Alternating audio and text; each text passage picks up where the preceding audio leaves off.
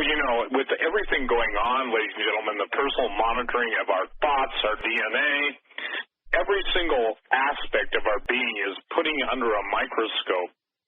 And if you want to see how, like Pavlov's dogs, we all have become even acclimated to the electronic frontier, you can get a feel for it by just exactly how many iPhones have been sold. I think somebody can correct me. I'm going by memory, but isn't it at 1.5 billion? Send me an email if I'm off on that. But that means 1/6 of the world's population. If it's 1 billion, it's about a sixth of the population. 1.5 billion, it's about a quarter of the population have purchased iPhones. And what most people don't know is Apple. If you look at the Apple, I have an Apple computer I'm looking at right now, and it's got a bite out of the Apple. I believe the Apple computers first came out at $666. The knowledge of good and evil. And the knowledge of good and evil is so now ingrained in us that the transition to the mark of the beast is going to be not any longer, a long, drawn-out process. All it takes is the right world situation. Everything's already in place. I remember, David, you probably remember this too, when Willard Cantillon wrote the book, The Day the Dollar Dies, and Mary Stuart Ralphie, When Your Money Fails. This was probably almost, 40 years ago. And that was the time when David Wilkerson was writing The Vision, and everything pointed to these times. But now everything is in play. And I want to go to Revelation 13. And obviously, I think people need to understand what is happening, okay? Now we've got an AI God in formation, artificial intelligence. It will not stay AI. They're already finding that there is a non-definable presence in some of the programs. They're rewriting their own code, and they're also speaking a developed language that even the programmers cannot understand. Let me make it simple. It's demons speaking the equivalent of pig Latin, and unfortunately computer programs don't know demonic pig Latin. It'll take a certain age group to understand pig Latin. So I want to start out, with, let me see here, verse 11. Revelation 13, verse 11. And I beheld another beast coming up out of the earth, and he had two horns like a lamb, and he spake as a dragon. And he exercised all the power of the first beast before him, and caused the earth and them which dwell therein to worship the first beast, whose deadly wound was healed. And he doeth great wonders, so that he maketh fire come down from heaven on the earth in the sight of men. And he deceiveth them that dwell on the earth by the means of those miracles, which he had power to do in the sight of the beast, saying to them that dwell on the earth, that they should make an image of the beast, which he had the wound by a sword and did live. And he had power to give life unto the image of the beast, that the image of the beast should both speak and cause as many as would not worship the image of the beast should be killed. Now and he causes all, both small and great, rich and poor, free and bond, to receive a mark in their right hand or in their foreheads, and that no man might buy or sell, save he that had the mark or the name of the beast and the number of his name. Here is wisdom. Let him that hath understanding count the number of the beast, for it is the number of a man, and his number is 666. So many people have fought over the horns. So many people have fought over the mark of the beast. The Seventh-day Adventists, claim it's a Sunday law. There couldn't be anything more foolish than that. I'm sorry if that's offended, but the Sunday law has no application to a completely godless society that's open 24 hours a day. But we're at the point, and I overuse this term, but I'll use it again. How about this? The ultimate bottom line is that people will not be able to hold on to their faith and hold on to their position in the world, their provision in the world, and one of the greatest revelations Revelations, I believe the graciousness of the mercy of God to the penultimate sinner, that would be me, was when I've asked the Lord, Lord, when does everything really begin to shake, rattle, and roll? And I don't mean in the sense of, the back seat of a car and passion unbridled, in a fit of fornication, but what I'm talking about is it's obvious that a series of events will be created. Like you say, David, you don't know what's coming. Everybody knows that something really big and really bad is coming, but at this point, God has not given anybody. Now, I know there want to be prophets, claim to be prophets, and by the way, most of them were wrong on the rapture. They continue to be wrong on the rapture ready, and I say this, I pray that those who continue to read rapture ready don't mistake rapture and rupture, because the only difference between rapture and rupture is you. Think about that.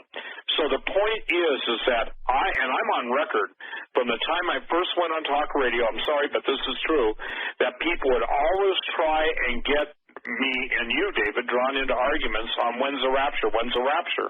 Well, God showed us both that there is no such thing as a pre-tribulation rapture. But people will hold on to that while losing track of the fact that they should be praying, Lord, I pray that I be counted worthy to be found in the Lamb's Book of Life.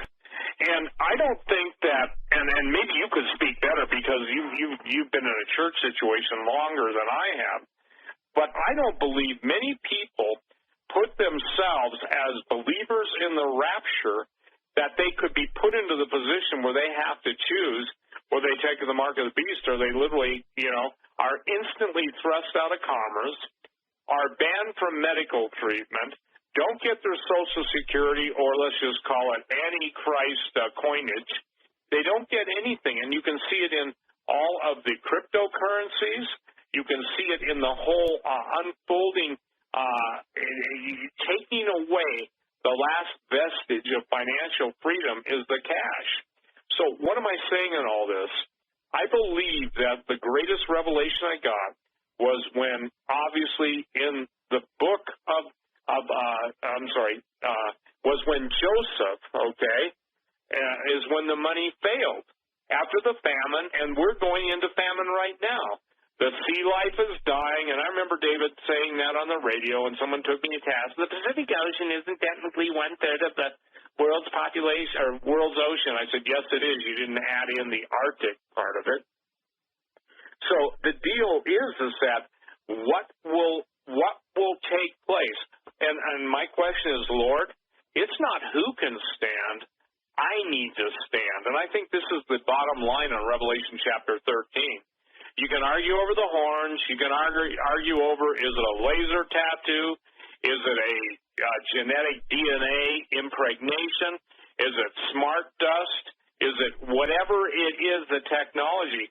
But what I'm saying, Pastor, is that people don't consider the bottom line. The bottom line is no matter what the technology is, you won't be able to buy, rent, sell, or trade. Is that how you see it too? Oh, absolutely, Steve. And we've all said, if you could understand the book of Genesis, you could understand the plan of God. We see the creation of man in Genesis chapter 1 and 2, and we see Joseph in Genesis chapter 50 embalmed and put in a coffin and buried. I was sitting here already looking at Genesis 47 when you said that. And it says in verse 13, and there was no bread in all the land, for the famine was very sore, so that the land of Egypt and all the land of Canaan fainted by reason of the famine. And Joseph gathered up all the money that was found in the land of Egypt and in the land of Canaan for the corn which they brought. And Joseph bought the money into Pharaoh's house. And when money failed in the land of Egypt and in the land of Canaan, all the Egyptians came unto Joseph and said, give us bread, for why should we die in thy presence? For the money faileth. And Joseph said, give your cattle, and I will give you for your cattle if money fail. And so the money failed. And in the Hebrew there, it means to be completed or to be finished. The monetary system in that day failed. It ran its course. I'm sure it started again somewhere else following this great debacle relative to this 7 years of famine. But God had already warned the man of God there'd be 7 years of plenty. And one of the great things about God is that God would give heathens and pagans dreams. He gave Pharaoh a dream. He gave Nebuchadnezzar a dream. But what he would do, he would never give them the understanding or the interpretation. And like Nebuchadnezzar, he didn't remember what he dreamed. And he became very angry and called the sorcerers and the magicians in and said, hey, tell me what I dreamed and tell me what the dream means. And they said, there can't nobody do that. He said, well, I'm going to kill every one of you. So when Ashpenaz went out to all the sorcerers, the magicians, and he went to Daniel, he said, the king's going to kill every one of you guys because you can't tell him what he dreamed and what the dream means. And so Daniel said, hey, wait just a minute here, pal.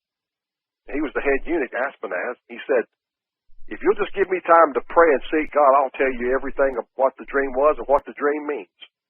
And so God does that. He gave Joseph the interpretation. And he does that to authenticate his deity, his majesty, and to show that he is a true God. Because, how can I expect Steve Quayle to tell me what I dreamed and then also tell me the interpretation of the dream? I mean, that's asking an enormous amount. And I have people all the time who call me or write me and want me to interpret dreams. When God gives me an interpretation to a dream, I give it. When I don't have it, I don't make up stuff because I'm not a dream interpreter. I only interpret as the Spirit helps me to understand. And I've had that to happen, even in media. But the point is, the money is going to fail. And when it fails, it's going to be like Steve just shared from Revelation chapter 13. In my book, Revelation 13 Revealed, I exegeted every verse in that chapter, and I got down to the part there where it says, no man can buy or sell, save he had the mark or the name or the number of the beast. Here is wisdom, they have that understanding, count the number of the beast. The word count there in the Greek literally means to compute. Now here's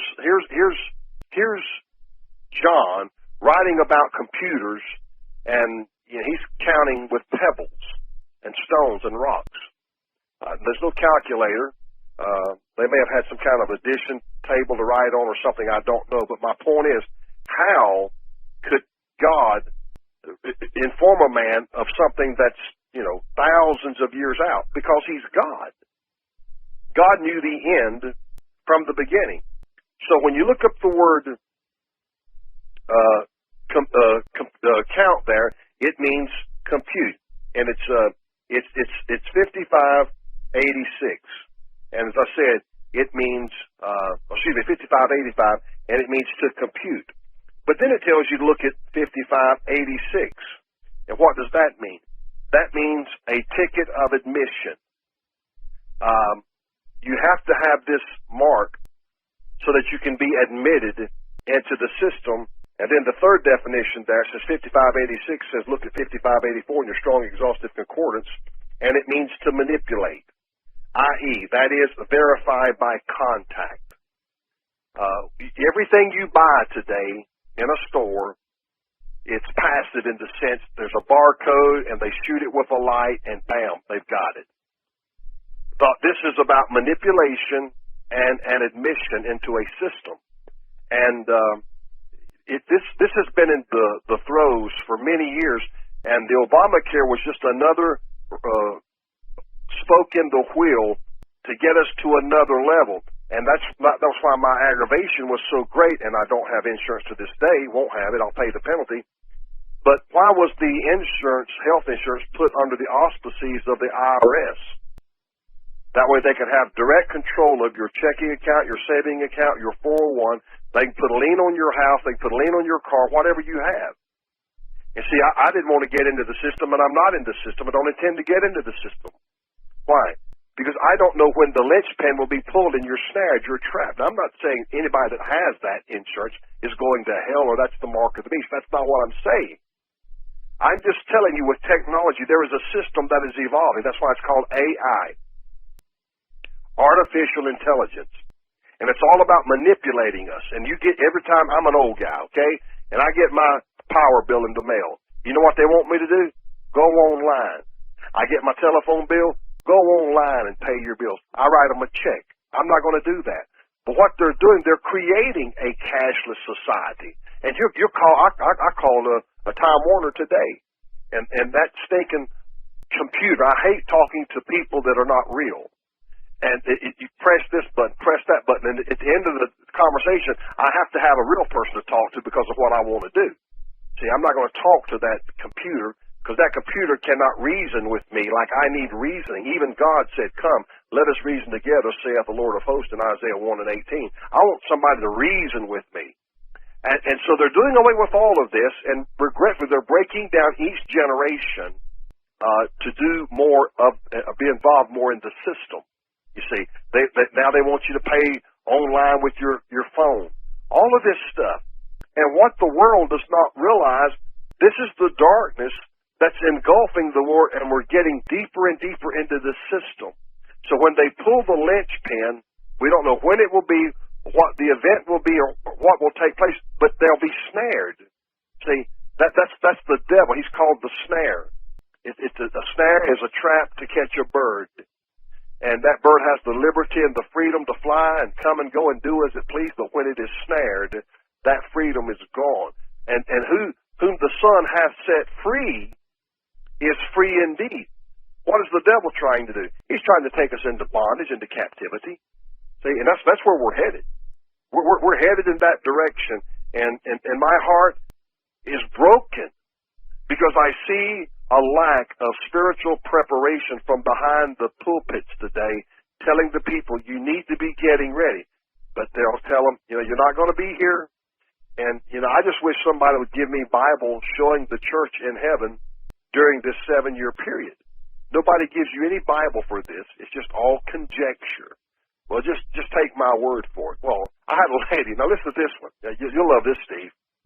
A lady called me yesterday, bless her heart, and she wanted me to talk to her and her sister on the phone, and for me to explain to her sister there is no 8th day in creation. But her sister told her there was an 8th day. And so you have to understand the Hebrew to understand there is an 8th day. And I said, well, can you show that in the King James Version? Well, it stopped at the 7th day.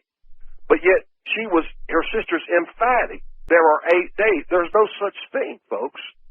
But this is the asinity, and it's crazy. It's really crazy that people will tell you things like that. And I told the lady, I said, ask your sister, can you show me in the King James or any other version, if you want to go to other versions, the 8th day in creation? Because on the Sabbath day, God God rested, and He created everything up to that point. And on the Sabbath day, He rested. So He did all of His works day 1 through 6, and then He rested on the Sabbath. Where's the 8th day in the Scriptures? It's not there. But yet, wanted me, and I said, I'm not going to do that, ma'am. I don't have time to do that, number one. Number two, your sister's got issues, and I don't want to get involved in that. Anybody that's that ignorant, that dogmatic, that bullheaded to say, there's 8 days in creation. No, there's not. See? 2 Peter 3 and 8 says, for one day with the Lord is as 1,000 years, and 1,000 years are as one day. No man lived to be 1,000 years old, or no man lived out that one full day. Adam died at 930, Methuselah died at 969 years of age, but nobody lived to the 1,000th year or ending of the full day. It didn't happen. And so even Methuselah's name means when this one comes, then shall the end be. And so that Methuselah's name had prophetic significance that the Noahic flood was coming. The Noahic flood was coming. Get ready for it. We know something is coming, and all we're saying tonight is you need to get ready, because once it comes, once it happens, just like the bullet that's fired, you can't take it back. You can't sequester it. You can't get a hold of it. It's gone. And there is something seething, waiting, and all God's going to do is pull back His hand and say, let it fly. His covering, His protection. He allowed that to happen to Israel so many times. They would become backslidden. They would become rebellious. He called Israel a backsliding heifer. He said, you got a whore's forehead, and you refuse to be ashamed. And He let a foreign nation attack them and would overrun them. He just pulled back His hand. If they were living right, there was no way they could win the battles they won. But they had God. God was with them. And that's how they took over Canaan land. The Canaanites. Those were the giants. That's why they said, we're like grasshoppers. But Joshua and Caleb, the Bible said, was of another spirit. They knew that God would help them win. And the psalmist David slew Goliath. And so God gives us the power to overcome any opposition if we're living right and doing right. But regretfully today, people, they're going to have to get down and repent when this catastrophic event happens, but it'll be too late. Then there'll be too many people went out into eternity. And I don't know what it will be and when it will be, but I do believe this, it'll be a chain reaction. It could be a nuclear detonation and the currencies begin to fail and we go into another system. I don't know, but it will have a domino effect of some degree all over the world. This is why John McCain hates nationalism. Building walls, that's crazy. He said the other day, I believe it was. No, it's not crazy. God didn't give Israel the whole world. He gave them a piece of land from the Nile to the Euphrates and said, that's all you're going to get, Israel. God's always had borders. God's always had nations and separate. He didn't give Israel the whole world. He gave them a portion of land, even when they inherited the land. Each tribe got a certain portion which constituted the entirety of the nation. But he didn't give them the whole world. And so when, Hillary Clinton and Obama and John McCain and all these people want globalism, that's not going to happen. The nations of the earth will still continue to exist during the millennial reign of Christ. And in Zechariah 14, I believe it is, if you don't come up to the temple of God and worship God like you ought to, he's going to smite those nations and they'll have no rain. Go back and read Zechariah 14, verses 16 through 18. And he specifically addresses Egypt. And if the family of Egypt go not up and come not, that have no rain, there shall be the plague wherewith the Lord will smite the heathen that come not up to keep the Feast of Tabernacles. This shall be the punishment of Egypt and the punishment of all nations that come not up to keep the Feast of Tabernacles. He's going to cause famine even in the millennial if nations don't come to worship him. So, I just want you to get right with God because there is something that's going to come and